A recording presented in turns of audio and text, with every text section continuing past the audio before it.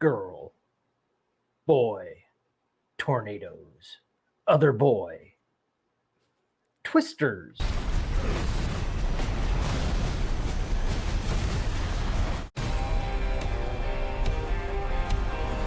Hello and welcome to another CineQuest video podcast. Today we're going to be reviewing a new disaster film. That disaster film with a bit of legacy behind it. The movie Twisters. Now this movie is based. I'm just reading the IMDb synopsis off of this, so you can just get it clear. It's not too deep with this movie, so I'm just going to go with that. A retired tornado chaser and meteorologist is persuaded to return to Oklahoma to work with a new team and new technologies. I think it sums it up okay. I mean, there's a little bit more background to that. Joining me today is Weather Nerd B. Thank you for joining me today on this review of Twisters. Yeah, I'm glad to be here. It's Twisters. I was a fan of the movie Twister. And of course, I've been on a few other MoQuest things a while ago. Yeah, I think the last time we were all participating in a podcast was like back in 2020. 2020, the before times. The before times, yeah. Just before the end times. We ate cereal. Well, actually, I think you and me and Jamie got together and did one last fat food, and then everything kind of went to hell. So, but yeah, so I'm glad you're back for this special occasion. I dressed for the occasion. You did.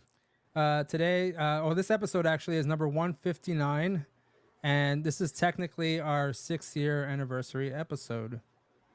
So, I mean, I guess whenever this does come out, it would have come out just after the official release date of our very first CineQuest video podcast. No video around that time. It's just audio. Now we bring you video so you can see the faces and whatnot. But yeah, so Twisters does have this is technically a standalone sequel to the. Actually, I don't even remember what year it was. Remember 1996. 1996. Twisters came out with the late great Bill Paxton and the currently still alive Helen Hunt. And Philip Seymour Hoffman. And also. the late great Philip Seymour Hoffman, yes. And Van Halen. Not well known at that time, but of course later on, many roles later showed how great of an actor he was. But yes, also a very memorable soundtrack, specifically one song, Humans Being by Van Halen. Brian, when this was announced, what did you think about the fact that this was coming out, like this standalone sequel, or this sequel, which we thought maybe there might be some legacy characters, but what did you think about it?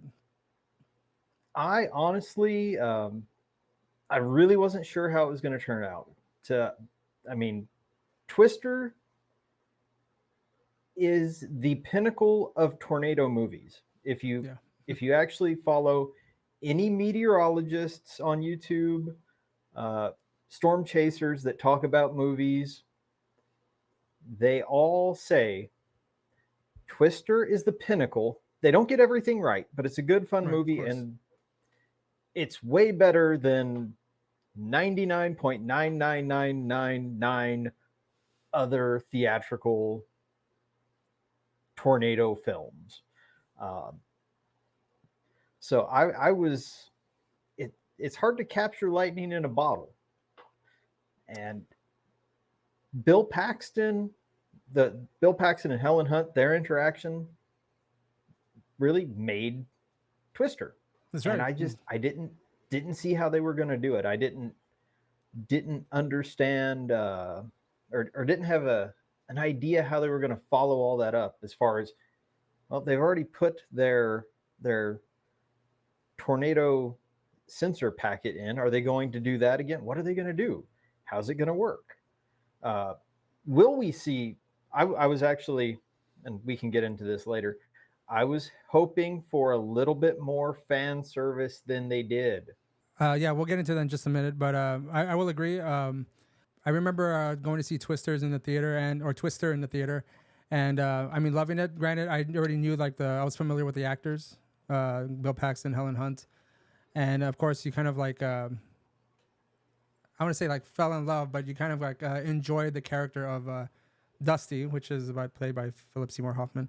Um, and of course, it had a bunch of like iconic moments. I mean, I still see him on TikTok to this day, just little bits here and there. And of course, it kind of made me a fan of disaster movies. You know, especially the ones having to do with the weather. And I mean, many came after that because of the success, not mainly because of the success of Twister, but because I would imagine because it did make a lot of money. We had like Day After Tomorrow, 2012. We had, I mean, I know Geostorm came out not too long ago. Many others. And I mean, if you go down the line, there's a bunch of like parody Twister movies, like all the quote unquote NATO movies, the Sharknadoes, the Catnadoes, the all those dumb movies. Like everyone seems to love a nice tornado, you know, a nice tornado movie. Be it serious or attempting to be serious and fun, or just wacky and like really off the wall. Brian, this movie, Twisters, the most recent 2024 movie, was directed by Lee Isaac Chung. I'm not too familiar with him as a director. Writer, it was written by Mark L. Smith and I guess a few other people. I'm not really going into that. But it does star Glenn Powell, and I'm trying to find her name here. Daisy Edgar Jones? Daisy Edgar Jones, yes. I think the last movie I saw her in was it was a movie on Hulu with the guy who plays the Winter Soldier. I think it was like a bit of a like horror movie. Glenn Powell, I had seen him randomly as like a character actor in various movies. I think he came out in Top Gun, the most recent. I believe one. he was not just in Top Gun, but I believe he was also in another flying movie last year. He was also on Rick and Morty for an episode. Yeah, he was in Top Gun Maverick and Devotion. That was the other film. I haven't seen that one. I haven't seen it. I meant to, but I see. Like, I mean, he seems to be getting pretty popular nowadays. Since his stars is starting to rise, and I think with Twisters, it might like elevate him to that like next level of celebrity, I guess. Actor. I think so. Because as far as an overall movie, Brian, we I think the budget for this one like kind of shocked me a bit. I think it was like $115 million that this budget was, which is insane. But I think from my understanding, the reason the budget ballooned so much is because of like they had to do reshoots and because of COVID and all that kind of stuff. So they had to kind of like I know they started filming this like way earlier, so I don't know. I'm not sure how long it took for them to actually get this out. Well, here's some other stuff that probably contributed to that budget. If you remember, throwing back to Twister, the thing that was revolutionary about it was how the special effects on the tornadoes. Yeah. And they were doing stuff with smoke machines and making their own little vortexes and then kind of blue screening them in. Here they're doing it, some of it was CGI and some of it was actually footage taken by actual storm chasers. Oh, no kidding. It's my understanding that they went to a guy,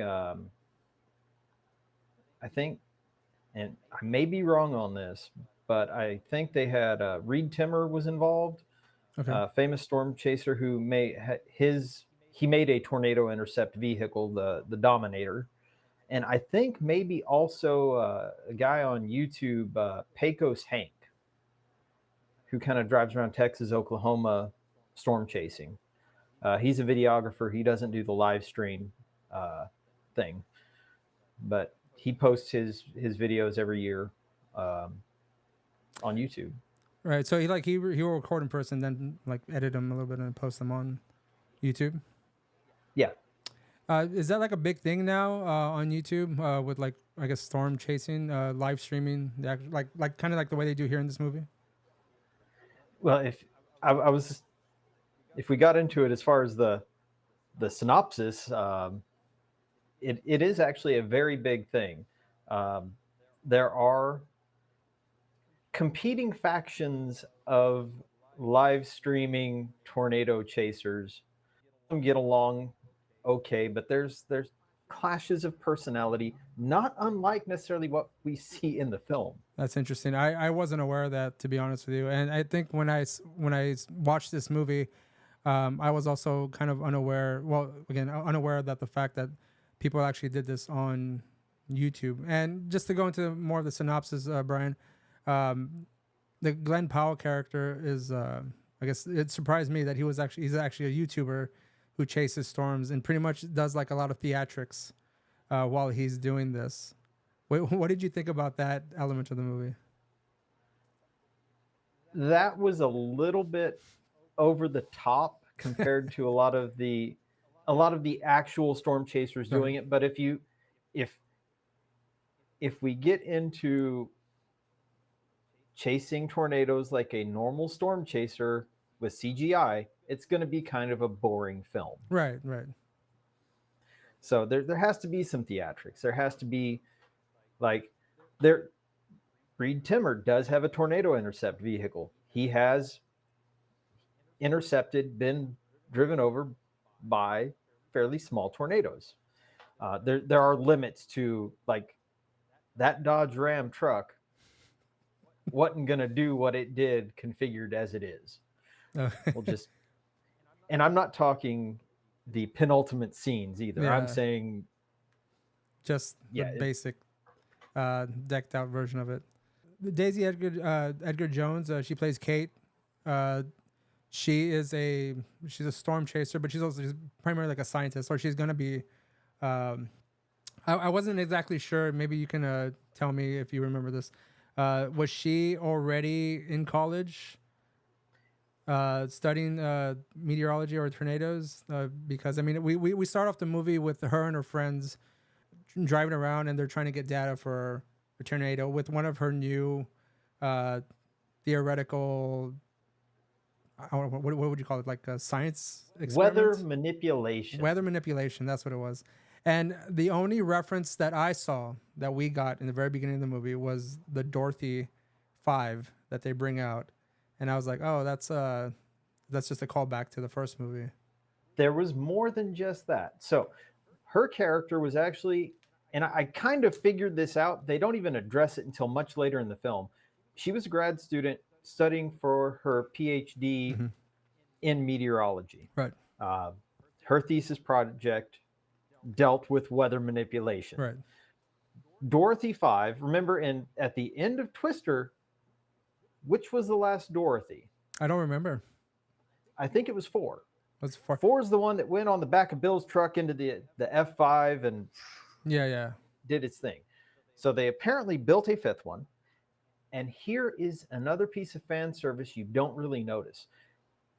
If you've paid close enough attention in Twister, Joe and Bill are actually part of a research lab at Muskogee University something or other. You see the seal on a few different things. It's not very prominent, but it's this little maroon and I think gold circular crest from a university. That same crest is on a couple of Kate's binders and some of her materials from there.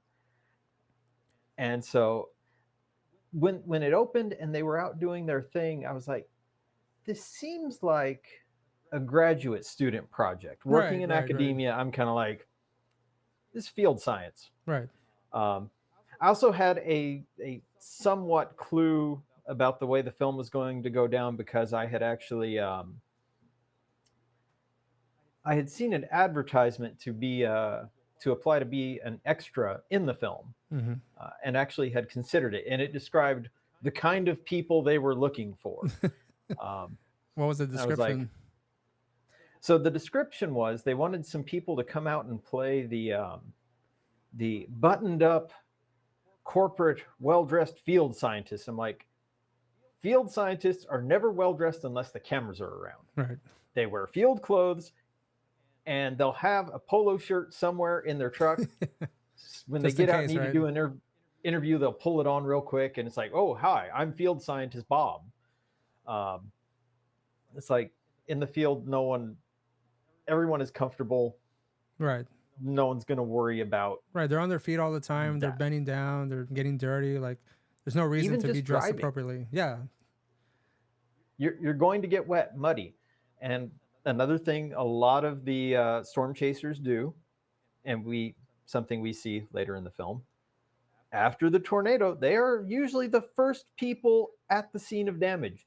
So a lot of them will stop their chase as soon as they encounter damaged structures, and they will go into kind of a search and rescue mode. A lot of them have first aid training. Some of them are former first responders, paramedics, and the YouTube ones, some of them are former paramedics. I've seen two YouTubers that did not necessarily get along. One of them arrived at a damaged structure. There were some injuries. Another guy who they don't necessarily get, you know, they're not besties, we'll Right. put it that way. But the one guy is not a paramedic. He reports, I got some people with injuries. The other guy rolled up on the scene, helped him out. It's like, let's get him to the hospital. They worked together, put aside all their differences, and took care of the victims. So you'll see a lot of that. So you're not dressed in your best. So, regarding the movie, them actually there's points when the tornadoes hit the town, and they're actually helping. Like, that actually does happen amongst the actual storm chasers. Okay, Yeah. like, I thought, I don't know, was that something that happened in the first movie? Like, you didn't really see much of that. I mean, I know you saw a little bit whenever Joe's her aunt's house got hit. At Meg's house. At Meg's house, yeah. And they go over there to kind of help her out. But I don't think we saw much of their work amongst the community at that time, because I guess, short for time. Well, if in Twisters, a lot of those tornadoes were in relatively empty fields. Right. Except when the house was tumbling and they drove the truck through it. Yeah. I mean, and the tractor implement dealership. But for the most part, we didn't see. Here's another kind of difference. Twisters is a lot more emotionally brutal. Yeah. Yeah.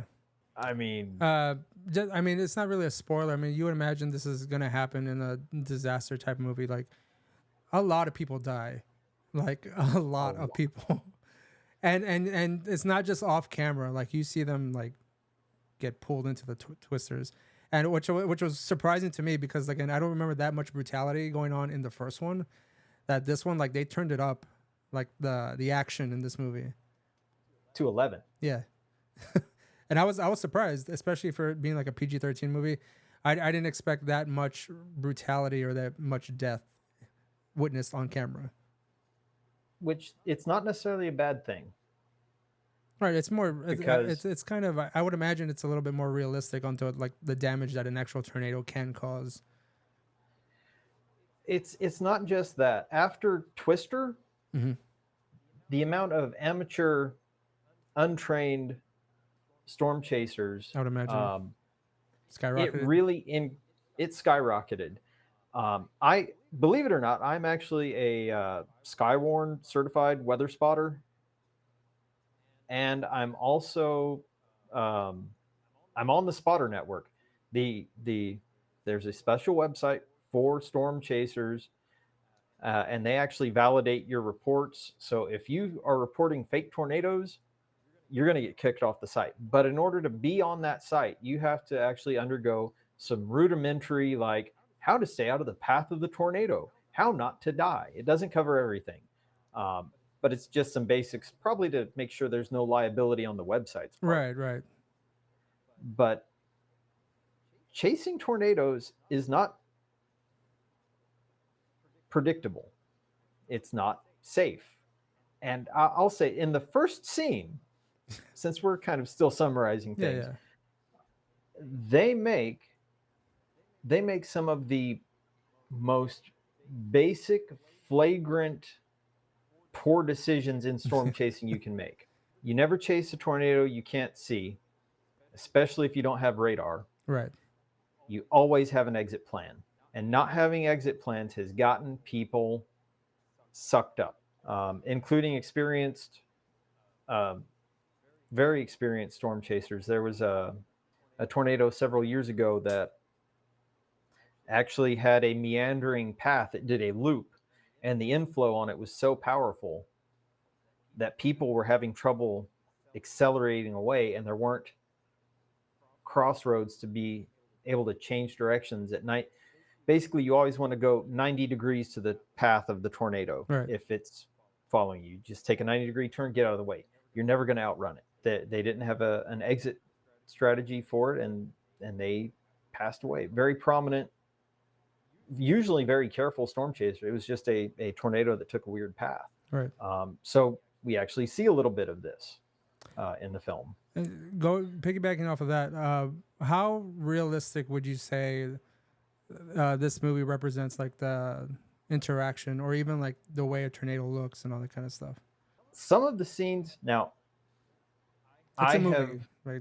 Let's just say that first. It is a movie. it's a movie, but in a rain-wrapped tornado, you're not going to see it until it's practically right on top of you. And we see a couple of those. It's like it's raining, tornado. So that's pretty realistic. Some of the inflow patterns were a little over the top, like, and this was in the previews. You'll see a tram getting pulled away, but not all the cars, like, road vehicles and people are standing. If there's enough inflow to pull a street tram, you're already in the suck zone, to quote Dusty. Yeah. And it will be taking people and everything in with it. If it's that much inflow, you're already in the tornado. Right. And to be fair, tornadoes are not always these clearly condensed things. You can have suction vortices that are actually not condensing clouds. So it looks relatively clear, but you can start to see dust coming in. And they actually did do that very well in some of the scenes. And I don't know if it was actual footage or CGI. Some of the up close stuff, I can imagine that's what it looks like. It was convincing. I've never been that particularly close. I haven't seen, I am a weather spotter, but I also have a day job. So I don't drive off to North Texas, Oklahoma. If there's a chance down here, I will chase. And actually, there was a no risk day, and I spotted a water spout that formed and came onto land and became a tornado, and I got to call the National Weather Service. Little land spout tornado, but it looked convincing. Other than the excess inflow. Right. I would say this movie was very entertaining. I got exactly what I assumed I'd expect. I didn't think I would like it as much as I did because I just wasn't too excited about the fact that I didn't see any sort of, and again, this is just me wanting nostalgia and fan service. I didn't see any names like Helen Hunt coming out in this movie. And I kind of hoped a little bit that she might show up in a surprise, but that does not happen. Hence why this is more of a standalone sequel than a direct sequel to Twister. What do you think about the characters overall and their performances? I liked the characters. I would like to piggyback off of what you said about the fan service real quick. Okay. There was a very great opportunity here. They're using Dorothy. They're using the same university that Helen Hunt's character was working for. And probably that whole research group was either grant funded or other PhD types. Like Bill. She could have worked under Dr. Bill or Dr. Dusty. Yeah. That could have been her advisor. And in the interim between the events in the first scene and when she comes back, Dr. Dusty or Bill could have passed away. Yeah. or maybe one of the characters could have been the child of Joe and Bill. Yeah. Yeah, true. Who knows? Not hard to just type that up real quick. Yeah, I mean, I don't know too much about the production of this film, but as far as the characters are concerned, I did enjoy Glenn Powell. Again, he didn't necessarily excite me to go like into going to watch this movie because I don't know, like he always plays this like arrogant character, and so I wasn't like too keen on him taking the place in this film of like the Bill Paxton character, you know. And this new person who I again wasn't too familiar with until I like saw her filmography, taking the place of like the Helen Hunt character, and I wasn't sure how their chemistry was gonna be. I mean, I thought it was okay. I didn't really. There was parts of this story and their relationship as it kind of goes on in the film. Like I didn't really believe too much, like on how. I just think he seems like a charming guy and charming, handsome man that he is. She's gonna fall for him, but I just didn't really believe it too much personally. I'm gonna say this. I'm not gonna draw any. If anything, Kate was the Bill character. That's true. I mean, I'm just going primarily by the man and the woman, but yes, the male female. I understand. But yes, there's a little bit of in the scheme of things, if we're looking at the character arcs of each one, yes, technically Kate would be the Bill character, but also she does share a lot of the characteristics of Joe's character in Twister because of like the tragedy that occurs and all that kind of stuff. Tragedy, yes. Mm-hmm. But yeah, if I legitimately allowed myself to let go of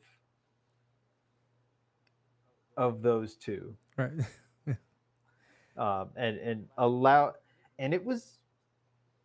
I'll be honest. I was looking for the fan service. Yeah, me too. I was as well. But I managed to get past that and allow these characters to develop. Kate, she developed nicely. Tyler, towards the beginning, I really thought they weren't going to do his character right. Right, yeah. I really thought he was going to be like the asshole through all the way through the whole movie. just shallow. But they flipped it around on us. Yeah. Mm-hmm. And they developed him nicely. I will agree. I did enjoy their independent growth in the movies, like as far as like their characters. I just personally didn't like when they kind of started coming together a little bit. You know, like their relationship started to build. I just didn't buy that as quickly as it was happening, because I thought she was gonna get with the other guy, you know, her other friend, but then he turned out to be kind of a bit of a little greedy person. But then he wasn't necessarily, like he seemed like he had good intentions as well. But I liked everyone's the ending of everyone's character and how they kind of formed because. Again, I thought it was going to be a little bit too much with Glenn Powell's character, and the other guy started to annoy me a little bit, but everyone kind of redeemed themselves at the end of the movie for me, to where I was like, oh, I actually like them. Was it Javi that started? No, who was it? It's Javi. Javi, yeah. Now, his character, Anthony Ramos, pulled off a very good someone coming with hidden intentions. Yeah. Mm-hmm. I wasn't sure what they were, but like he managed to, like, I got the vibe. It's like, right. Is he here like trying to, make frenzies? And by that I mean more than friends. Yeah. Or what's his deal? And you could tell there was something there. Props to Anthony Ramos and the writing team for that. They gave me the vibes. He didn't pass the vibe check. And they did a pretty good job at switching it up a little bit through like middle of the movie and stuff, where like everyone's character, well, at least like the male figure is kind of like switched places, like where you thought this was gonna be I guess the hero, and then this one is gonna be the villain, and then like everyone kind of switched up, and then everyone kind of redeemed themselves, which was, like I said, I enjoyed that. I didn't want anyone necessarily to be the overall bad guy in this movie. They did have that MIT kid. Well, except for that, I mean that guy was, I thought it was just that was Jonas Miller all the way. That was like little Jonas. If Jonas hadn't gotten sucked into the tornado in Twister. There's one big point to like the original Twister, and that is the soundtrack, and that is primarily, I remember it, of I mentioned it earlier, the Van Halen Humans Being, and I personally was waiting while they're driving for that thing to play at some point, just again as a callback to the original, again the fan service thing. I personally am not a fan of this soundtrack at all. It's not my type of music. I just didn't feel it like got me all riled up. So anytime they would play a song when they're driving, my head filled in the blanks. I was singing the fucking song in my head, just ignoring whatever was on screen, and I was just like filling in. In fact, when I left the theater and I was driving home, because I went to the West Coast theater, so I had about a 20-minute drive home, I blasted Human Beings on repeat as I was driving down the night, you know? I did the same thing. And I really did. Is the soundtrack, if you look at the original Twister soundtrack, it was scored. Yeah. You had the musical score, which tied in with Human Beings. You had Van Halen. There was a couple of country artists on there. Mm-hmm. The Goo Goo Dolls, Long Way Down, was not actually on the soundtrack album, but it was played in the film. Yeah. You had a mix. This was primarily all country. Mm-hmm. And don't get me wrong, I like country music. I've got some Garth Brooks LPs just over there. And Johnny Cash. Like, I like country music. But I like Van Halen, and I like even some kind of electronica. Like, just you get a variety of stuff. Yeah. And they missed the. I just want to say they had a lot of songs that are very Oklahoma centric. Like there was a lot of Oklahoma lyrics, in there. Like, I am willing to bet that they played only Oklahoma artists. You think so? Because I would have to research that for sure. Research that, because that I don't know for sure. But I think they got a fairly healthy either tax break or subsidy for filming in Oklahoma. Yeah, including they had the little sticker or graphic at the end of the credits, filmed in Oklahoma. So they may have, part of that may have been using Oklahoma. That's Oklahoma artists. Like Oklahoma artists. But see, I feel like they missed an opportunity because they played the song Ghost Riders in the Sky, and there's another band, The Outlaws, who they play that exact same song, but it's a Southern rock version of it. Yeah. Would have been way better there. That was probably a letdown for me when I was watching the movie. Kind of, again, I had to just fill in the space because I was enjoying the movie a lot, and whenever a song was being played, and again, I like country. I just don't like a lot of modern country, a lot of modern and contemporary country, personally speaking. So it was a lot of that, and I just didn't really get into that portion of the movie or that element. That was because usually for me, music is a big thing. Whenever the soundtrack can make or break a movie for me. This one, since I didn't like the soundtrack, the movie itself did enough for me to enjoy it overall, and that it didn't hinder my experience. Yeah, I mean, it didn't take me out of the out of the world of the film, but Yeah. it just didn't amp me up. Yeah. Yeah. Even just a few more scored pieces Mm-hmm. with a slightly different energy would have done it.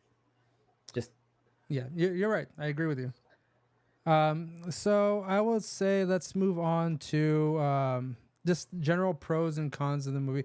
I don't want to give too much away of the film because I mean I would prefer people go watch it themselves. But let's start with pros. Specifically, what did you specifically like about this movie, Brian? I enjoyed the story. Scientifically, there's some stuff in there that Yeah. Let's call it science fiction. But also in my head, I worked out some ways that even though the way they're implemented in the film, things wouldn't work, but a similar concept could in the future be developed and applied differently, Mm-hmm. very differently. Like nowhere near the delivery method used there and the distances. Um, there's a potential you could manipulate weather in such a way to make it safer. That's very conspiracy like, you know. Some people Weather think dominators. some people think the government's doing that already, you know. Yeah, some people think a lot of things. um, anything else as far as like the pros of this movie you like? It was fun. It was fun. Yeah. It was a fun movie. And you know what? I found myself in some of the scenes legitimately concerned for the characters. Like, oh no, are they going to make it? Are they not going to make it? Like, how's this going to end? Yeah. Don't I've seen a lot of bad stuff happen in this movie already. Yeah. It's possible. Yeah. It didn't seem like anyone was kind of safe. You know, I No. felt like someone, even one of the stars could have, anyone could lose their life at any moment. And Yeah.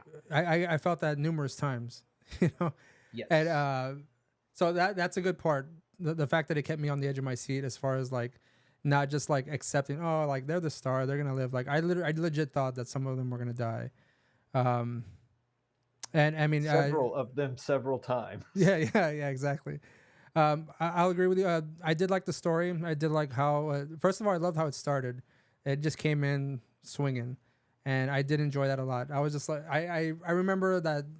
I think it was before the. I don't know if it was before the title card or after, but like, just that first like 10 minutes or so, like whenever that scene ended and they kind of moved on to the next portion of the film, I was kind of like taken aback. I was like, man, they really just did that right now, like. I won't get into it like that much, but I mean like that part like really stood out to me. I was literally in shock. Yeah. I was like, this is a very different way. I mean, the first film, we see something happen Yeah. tragically at the beginning. This ramped it up, and I'm just like, huh, I'm in for a ride. Yeah. And it's funny because like I thought, you know, just in that first 10 minutes, I was just like, oh, I kind of like all these characters. I'm down to watch the movie with these people chasing tornadoes, you know. But yeah, something does happen, and then like you'll again watch it. I mean, at this point, you can kind of infer what we're talking about, but you don't know exactly who or what in the moment. So it won't take long to get there. Yeah. And again, I like how everything progresses in the film, and I too had a really good time watching this movie. Granted, I didn't really care for the soundtrack too much. I didn't like a portion of the relationship between the two main characters, just because I didn't really feel it too believable in the moment. But you know, I'm thinking about it more. Yeah, but overall, I would say like I like all the characters. I enjoyed the movie overall. The tornado scenes were fun. They took it a step further, I guess, in the science fiction realm on how they interact with the tornadoes. And I was to a point where, again, on the edge of your seat, I was kind of like, what the hell are they doing? And then I see them like just kind of like casually coming out. I'm like, how did that even happen? And then of course you see how he does it. And of course, I'm not sure if that's really believable in like the real sense of you like going into a tornado, all that kind of stuff. But hey, it was fun seeing it in the moment, you know, and everyone's reaction. Um, Let me see what else. If I may, a little bit No, go ahead. about characters and Tyler's interactions with Javi and kind of all that. You know how I was saying Javi's character, you can tell he's kind of skeezy. Yeah. And anyone on that team, if I'm some other guy, I'm going to think they're probably kind of questionable until I know better. Right. So I might give him a little grief until I find out. Okay, so I think we kind of went over the cons. I kind of like mentioned the cons, like I said, soundtrack, relationship between the two folks, and I think honestly, I think the soundtrack and that bit of the relationship between the two main characters is probably my only gripe about this movie, because overall, that kind of again didn't take me out of the movie too much, but I did have an overall good time watching this movie. So I didn't have too many complaints. go ahead. Mind you, I know they said like the science portion of it, or like the science that they're kind of bringing up to like do all these experiments and stuff. I didn't pay attention to that because I'm not science savvy. I knew they used science words, so as just a general audience member, I'm like, that sounds sciencey. I'll believe that, you know. So like that didn't take me out. But you, by all means, continue with your cons of this movie. I'm not gonna. As far as the science goes, I kind of already said my piece on that. Yeah. But there were a handful of things that just bugged me to no end. As someone who does some stuff with radios, in some of the vehicles, very prominently on the dashboard, just like in Twister, they're running citizen band radios. I've got one in my truck, not for storm chasing, just for driving and talking and doing radio stuff. But in Twisters, on the dashboard, there's a CB radio they're talking on, and you can clearly see the coax cable port where the antenna is supposed to plug in, and there is absolutely nothing on there, which it would not have transmitted at all. It would have probably possibly burned up the radio with a standing wave. I'm just like, you need like $3 worth of like a connector and a piece of cable running under the dash, and I would have never noticed. I'd be like, yep, fully connected CB. Yeah. That was and it's early enough in the film that I started looking like, just looking for like little things. don't make that mistake. Basic stuff, guys. Basic stuff. Yeah, already covered that. Another thing, and this is a safety thing that hopefully if you watch this and you want to be a storm chaser, you never chase off-road because that takes away your exit path. Right. Even with a four-wheel drive vehicle, you can get stuck. Yeah, you don't know the terrain that you're going into, you know. You could break a transmission, break an axle. You can do all kinds of stuff and get yourself marooned with a tornado coming at you. And you also don't chase on dirt roads unless you know them. It's funny you said that, because when they were like driving around, and I was just like, man, these trucks are taking such a beating. I was like, it would suck if one of them just stalled right in the middle as they're just like taking all these like bumps and stuff like that. I mean, I would imagine those kind of trucks are meant to do all kind of off-roading, but you don't want to take that risk, like that high risk in that situation, you know? A lot of storm chasers, fortunately, they just find themselves on a bad road and they aren't able to keep up with the tornado because they are chasing from the appropriate side of the tornado, but they get stuck and they have to call a friend. Like you don't take dirt roads. You don't leave a good road to just go through a pasture. It's a good way to get yourself marooned and kind of laughed at, if not worse. Actually, there's something else. They talked about it. They mentioned it. but you don't really see it. And that is the concept of chaser convergence. They use the term when everyone's kind of gathered at the gas station. You see all the different storm chasing groups and the tour vans and whatnot. But then you never see the rest of those guys again causing traffic jams. And what actually happens in the real world is on a high-risk day where the Storm Prediction Center has got a nice bullseye hatched, 15% tornado risk. Everyone drives to the area and they all look at the models.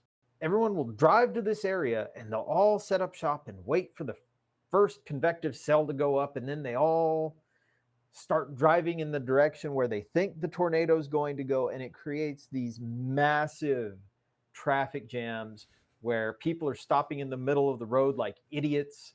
I'm going to set my tripod in the middle of the street. It's like, this is a road, go to the shoulder.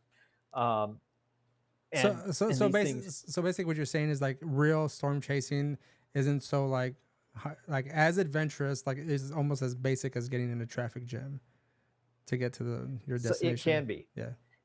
Now, if it's a widespread risk area, yeah, you'll be able to kind of get around and meander. But you can see on Spotter Network and a few of these weather apps that have live storm chasers embedded with the apps.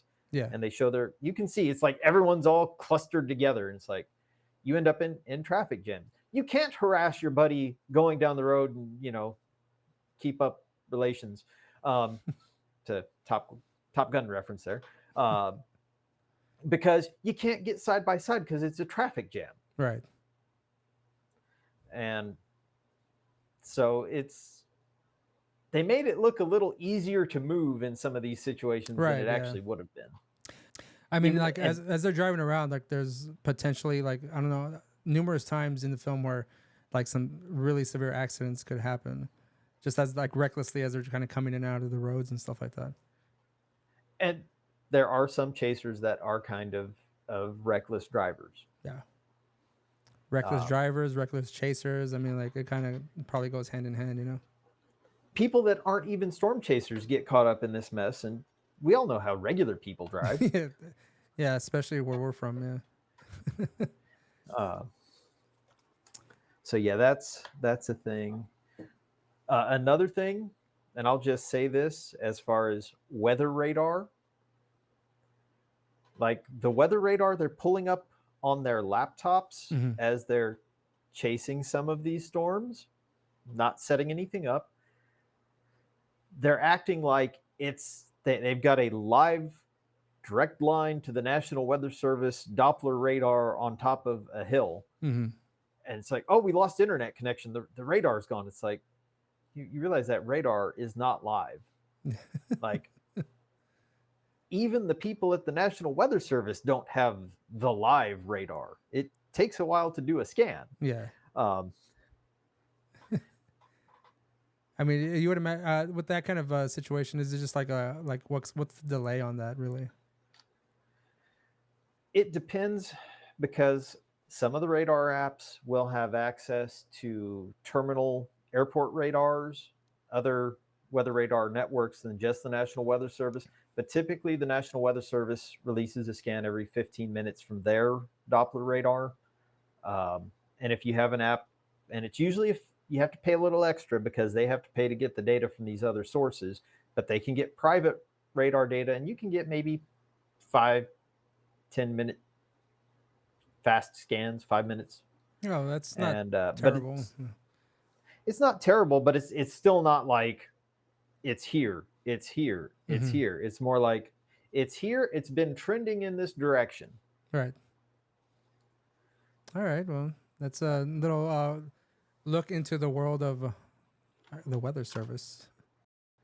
Was there anything else you wanted to say about this movie before we give our ratings for this? And we do like 1 out of 5, just so you can think about that for a second. But like, was there anything else you wanted to say about this movie? Overpasses are dangerous in a tornado. Do not take shelter there. They even say it in the film. They mentioned that, yeah.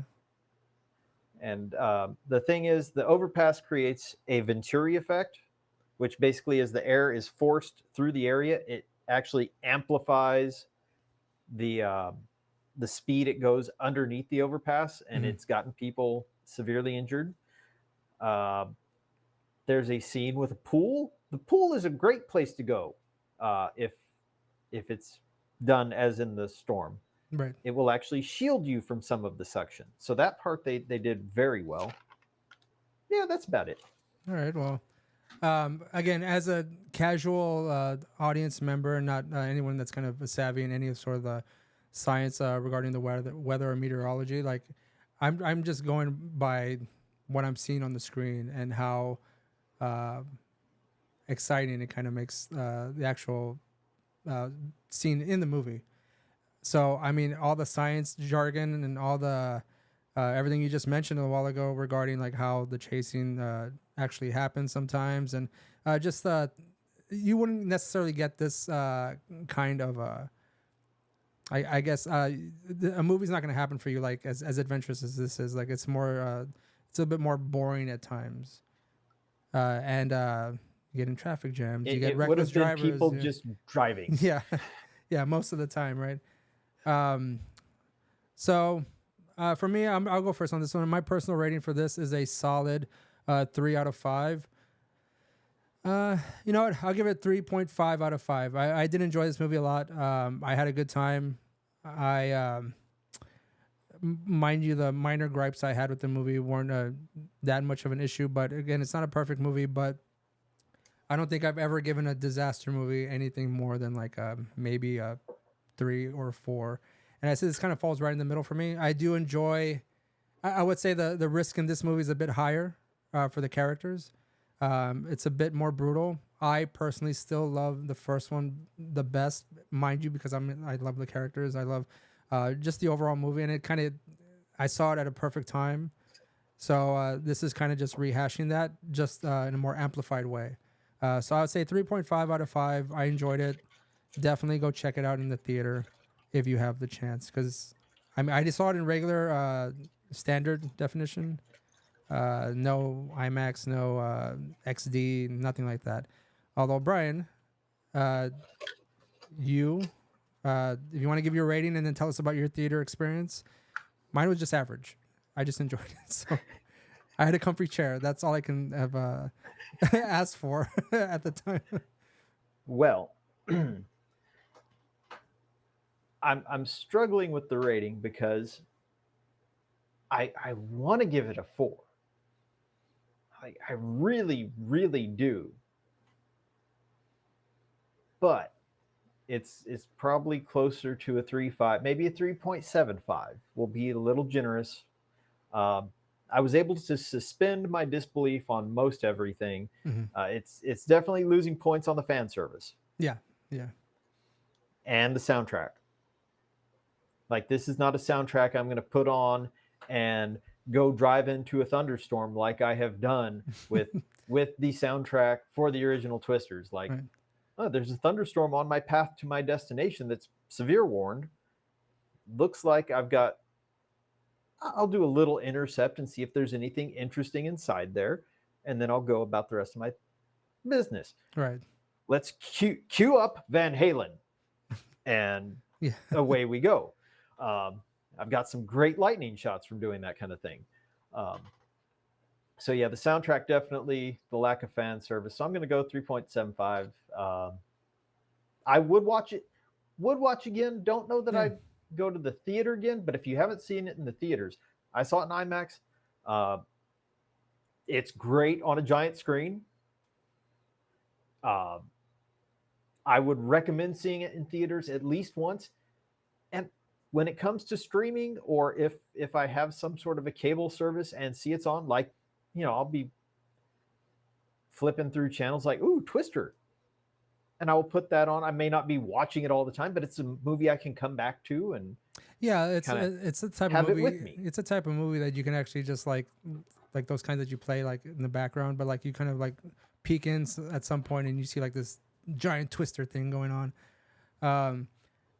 But like I said, I enjoyed this movie, so I would recommend going to see it in the theater. But I would probably say go check it out IMAX if you can, because this is the type of movie that's made for like an IMAX. Like I would imagine so. Yes. So I didn't get that experience, but I still enjoyed my experience because one, there weren't very many people in there. 2, it was late at night, and 3, there was just a lot of distance between me and anyone else. And I had my popcorn. It was all right. I actually had a fairly empty theater too, which is kind of Really? disappointing. Yeah. When did you watch it? Um, Did you watch it Wednesday or Thursday? if I had watched it Wednesday, it was going to be on a small screen in a smaller, crowded theater. Mm-hmm. So I watched it Thursday night, 10 o'clock showing. And maybe it's because it was Thursday and people have work on Friday. Yeah, that's a reason I saw it at 11 o'clock at night on on Thursday night, because I imagined that weekend evening, any showing at that time, there's gonna be packed with people. And this is a movie that I think you could take like your family to go watch. You know, like it's not, Oh, for uh, sure. there's no like, there's not like really any bad language. There's not enough like there's not enough. There isn't any nudity. It's just a None. fun movie with tornadoes, and I mean, I think anybody, even young kids, would get a kick out of watching that. That there were young kids in the theater I was in, and they didn't even scream in like any of the scenes that where I was going like, Yeah. Whoa. What did they do? so apparently younger children are a little more desensitized than I was back in the day. Um, Well, a movie like this is bound to get your attention. I mean, like I was glued to the screen the whole time. I didn't really have for too many like sure. low moments or anything, but yeah. I mean, if you find yourself getting like kind of bored with the story, or whatever, there's gonna be a tornado coming at any moment, so just hang tight. But yeah, really enjoyed this movie, and I hope people go watch it. Just a quick trivia uh, for the first Twister, that Bill Paxton actually did try and get a sequel to the first Twister, but nothing kind of came of it, which would have been cool to see Bill and Joe kind of come back and do this thing. And there actually is a Twisters movie that there's like low budget movies that came out after this. Like I if you want to, I guess, a laugh on like the terrible special effects, you could probably go check those out. Uh, Another thing, Bill Paxton's son had a cameo That's right. appearance Yeah, in this film. I'm trying to see who he was. he was the guy in Um, the annoying guy in the hotel. no kidding. Yeah. Yeah. When I found out it was that guy, I was just like, oh, okay, cool. Like He was in it. That's something. that's He something. was able Yeah. to get in there for his dad. Um, And just another quick trivia about this movie, that it said in honoring the original 1996 film, it was entirely shot on Kodak 35 millimeter film, of course, on location in Oklahoma. I mean, I can't tell, nice. but I mean, hey, that's cool. I think I could, in some of the lighting, you could tell they were using a higher ISO film. I was like, this. I remember thinking, because I was looking at it, going, this feels like film.